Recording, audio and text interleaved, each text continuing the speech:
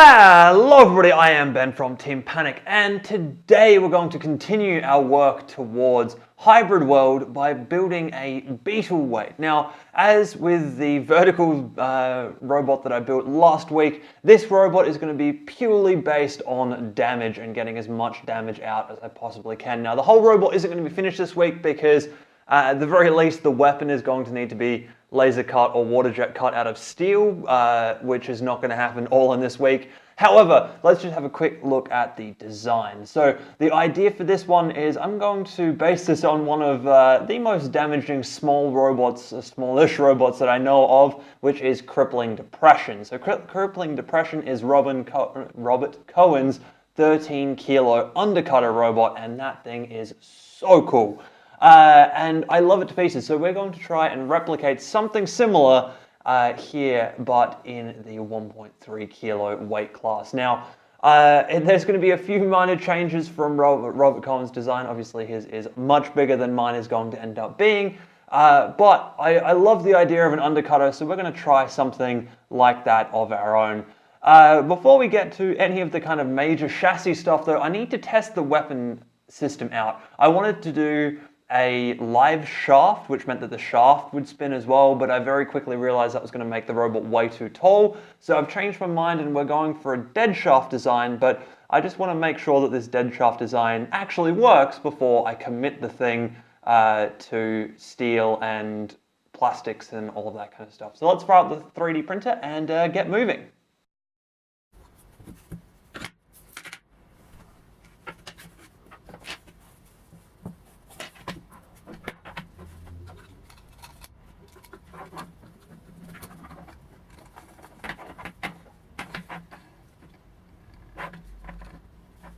Okay, so there is our little template done up. Now, as you can see, the thing does spin quite decently.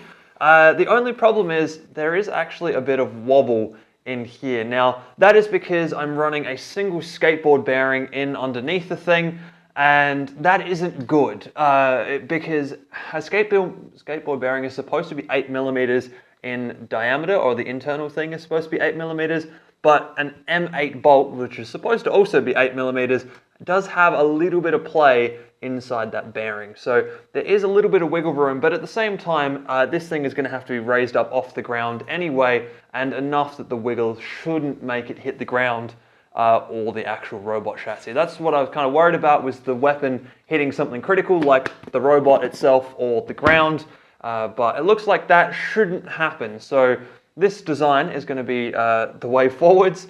Now we either need to laser cut or template out and build the rest of the robot. So let's get down to that. I think we'll start with the base plate and the side panels, and then we'll move on from there.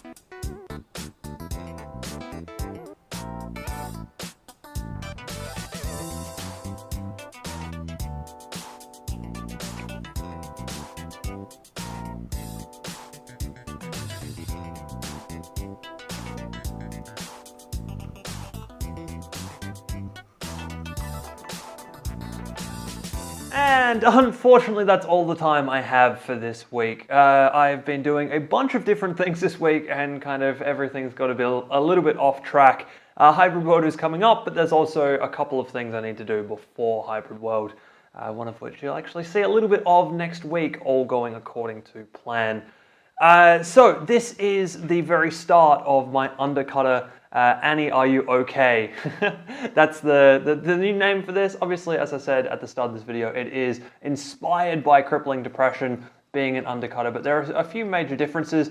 I am not as long as crippling depression, and the blade pretty much sticks right out the back of the robot as well. Not a lot, like not enough to get a bite back there, but it is quite a long reach on the thing. Also, we're only going to do 2 wheels. I haven't actually done all of the mounting for the motors and everything up the side here, but we will have 2 wheels exposed out the side. And this is one of the things that I just don't have time to do this week. I've run out of TPU, and I need to print these wheel hubs out of TPU and actually change them up a little bit to make that all work. So that's going to sit out on the side here, and then we're going to have 2 little standoffs out the front to hold the weapon bar up off the ground. Also, the axle here at the moment is just a standard M8 bolt. I need a countersunk head on that so that it doesn't hit the floor as often. Yeah, there's a lot of kind of bits that I'm waiting for at this point in time, but the weapon does move when I spin the actual brushless motor. There's a little bit of tightness in there. I think I might need to loosen the belt just a little bit. But other than that, I'm pretty happy with how this is coming together. Also, this output shaft out the top here will get cut down so that when it sits upside down, it will be able to drive inverted, and the blade will still spin and actually hit things kind of sort of okay. That's the other thing too. This is just a 3D printed blade, but now the prototype has worked and I can see it on the robot and everything works. And also, I know how much this weighs. This whole setup here weighs like less than 400 grams. That means I have enough weight to put kind of 300 to 400 grams into the bar, so I need to finalize those designs and get those off to the cutters so that I can get proper Hardox blades of this thing, because I can only fit an a 5mm blade underneath it, so I need to make sure that it is as tough as possible. Yeah, so that's it for this week. I hope you guys have enjoyed that one, and I will see you in the next video.